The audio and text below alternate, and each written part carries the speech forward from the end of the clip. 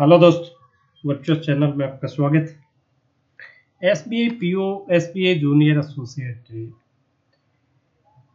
2024 का जो upcoming notification है उसको लेके कंटिन्यूसली कुछ क्वेरीज आ रही हैं जिसमें एलिजिबिलिटी की बेस डेट्स क्या होंगी क्वालिफिकेशन के लिए, एज के लिए।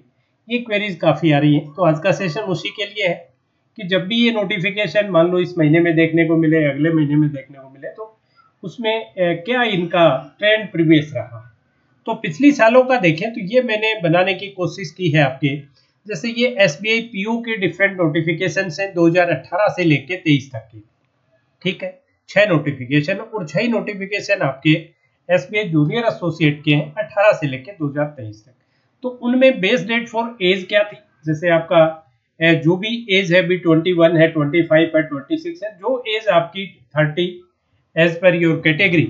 मान लो पीओ के लिए जो भी आपकी मिनिमम डेट है, सॉरी मैक्सिमम जो है एज लिमिट है उसका कब तक वो हो जानी चाहिए, बेस डेट क्या रहेगी भाई, कब तक काउंट करेंगे वो उतना पीरियड।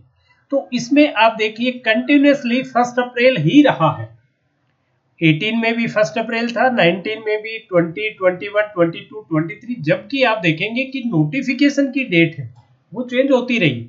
जैसे यहाँ 21 अप्रैल को था, ये 2 अप्रैल को था, तो ये तो चलिए दोनों अप्रैल में ही थे दोनों। तो इसमें इन्होंने अप्रैल ही बेस डेट ली, 1 अप्रैल। और यहाँ जो क्वालिफिकेशन आपके पास से डिग्री कब आ जानी चाहिए, फाइनल जो ग्रेजुएशन की डिग्री है वो कब तक किस डेट में रिलीज हो जानी चाहिए, वो 31 अगस्त था दोनों। 31 अगस्त मतलब कुल मिला के आप ये देखें कि जो एकेडमिक सेशन था, इन जनरल आप देखते हैं कि अप्रैल मई जून तक जाके एग्जाम होती है, फिर रिजल्ट आता है।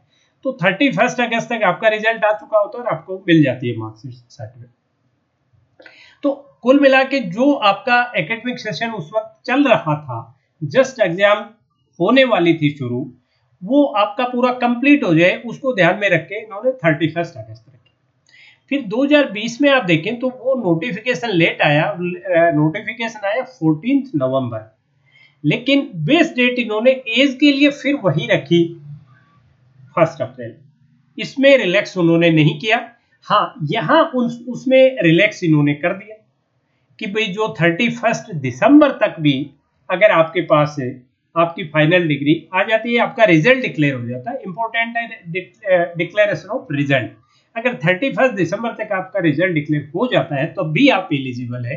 और फिर उसके बाद आप देखिए एक नोटिफिकेशन ये नवंबर में था, फिर अक्टूबर में, सितंबर में, इन सभी में फिर इन्होंने 31 दिसंबर को ही क्वालिफिकेशन वाली जो थी आपका कब रिजल्ट डिक्लेयर होना चाहिए वो 31 दिसंबर उस साल की दिया। लेकिन जो एज के लिए रिलैक्सेशन इनमें किसी में भी आपको नहीं दिया गया, वो 1 अप्रैल उस साल का, राइट। अब इसके अकॉर्डिंग अगर अपने देखें कि 2024 में ये क्या रहेगा, तो 2024 में तो आपका अक्टूबर तो करीब करीब आप देख ही रहे हैं कि आपका नवंबर चल रहा है। तो अगर अभी जैसे नवंबर या दिसंबर में भी नोटिफिकेशन निकलता है तब भी पॉसिबिलिटी यही है कि जो बेस डेट फॉर एज है वो 1 अप्रैल रहने की पॉसिबिलिटी है, और जो क्वालिफिकेशन की है वो 31 दिसंबर की, बशर्ते कि ये दिसंबर से पहले नोटिफिकेशन आ जाए, राइट। अब अगर जूनियर एसोसिएट का देखें अपने 18, 19, 20, 21, 22, 23, तो इसमें चेंज होता रहा। इसमें जैसे बेस डेट फॉर एज भी चेंज होता रहा है। जैसे 2018 में 20 जनवरी को नोटिफिकेशन निकला, तो उसी मंथ की 1/1/18 को इन्होंने बेस डेट फॉर एज माना, और वही क्वालिफिकेशन के भी। अब आपको पता है कि भाई क्वालिफिकेशन एक तरह से 1/1/18 माने या 31/12 माने, या जो भी, जैसे थोड़ा डिलेड कुछ सेशन चलते हैं उनके हिसाब से इन्होंने 1/1/18 ले लिया। मतलब उसमें ये नहीं दिया कि भाई उस साल का अगस्त लिया हो, 2018 का अगस्त नहीं दिया, वही डेट दे दी। एक तरह से आप ये मान के चलिए कि अगर आप 17 अगस्त तक, ज़्यादातर जो आपके जो कोर्सेज हैं वो जुलाई अगस्त में कंप्लीट हो जाते हैं, जून में एग्जाम होगी, जुलाई अगस्त में रिजल्ट आ गए, तो वही 2017 वाले ही काम आए इसमें 1/1/18 में। हाँ, कुछ जैसे डिलेड कोई एग्जाम थे, जैसे सेमेस्टर कोई डिलेड था और वो अगर दिसंबर तक आपका रिजल्ट आया तो वो भी इसमें वैलिड रहा। लेकिन ये नहीं है कि जनवरी में निकला था तो उस साल के अगस्त तक दिया हो, ऐसा इन्होंने नहीं किया।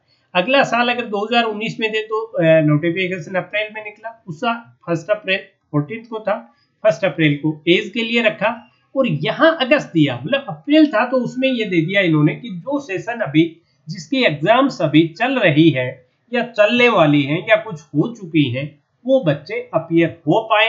और 31/8 तक पता है कि जो एग्जाम हो रही है उनके भी रिजल्ट आएंगे, उसमें टाइम लगेगा, तो ये 31 अगस्त इसमें दिया।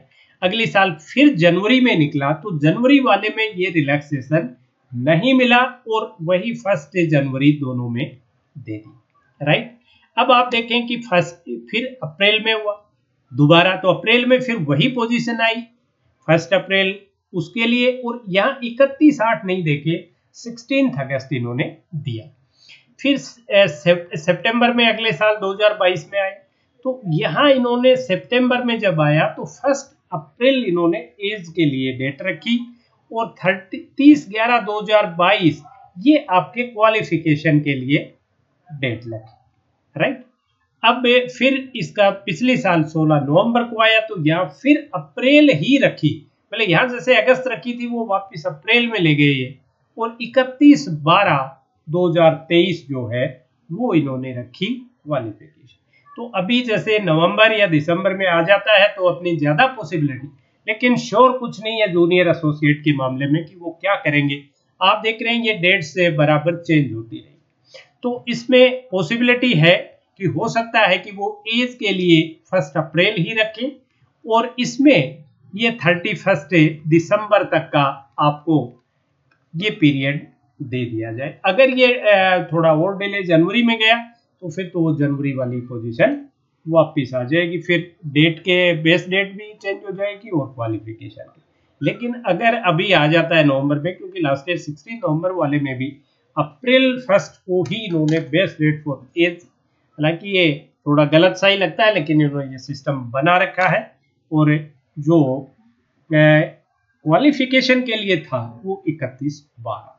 चलिए भी आज के सेशन में इतना ही। मैं एक चीज जरूर करना चाहूँगा कि SBI junior associate, SBI PO की प्रिपरेशन जो भी बच्चे कर रहे हैं तो अपनी चैनल पे भी पेड प्लेटफॉर्म पे भी कोर्सेज हैं और रीजनिंग के, और यूट्यूब पे भी आप देखते ही होंगे ध्रुव सर क्लासेस लेते हैं, तो एक बार अपनी चैनल को विजिट जरूर कीजिए, फिर आपको लगे अच्छा है तो कंटिन्यू कर लीजिए, नहीं लगे तो छोड़ दीजिए।